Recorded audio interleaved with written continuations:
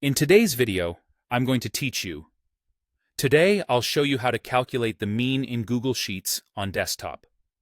When people say mean, they usually mean the average, the total of your numbers divided by how many numbers you have. Google Sheets handles that for you with a simple built-in formula, so you don't have to do any manual math or risk typos.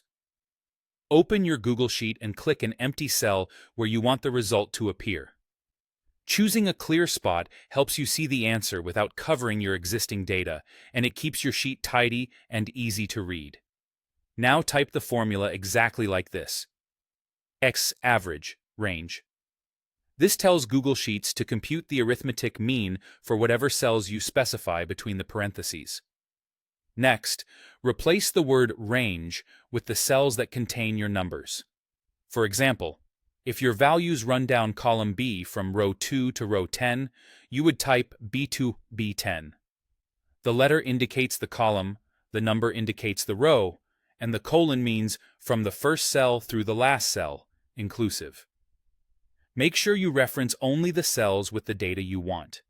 If there's a header, don't include it. It's okay if some cells are blank. Average ignores empty cells, but non-numeric text can be skipped or cause unexpected results. You can use this same structure across rows too, like A2F2, if your numbers are laid out horizontally. Press Enter to calculate the mean. Instantly, the cell you selected will display the average of your chosen numbers. Behind the scenes, Google Sheets adds the values and divides by how many numbers it found. The result is dynamic, so if you later edit any value in that range, your average updates automatically. That's a big advantage over calculating by hand, especially when your data changes over time. If the number looks off, double-check that your range covers exactly the cells you intended and that your data is stored as numbers, not text. A common sign of text is a small leading apostrophe or numbers that align left by default.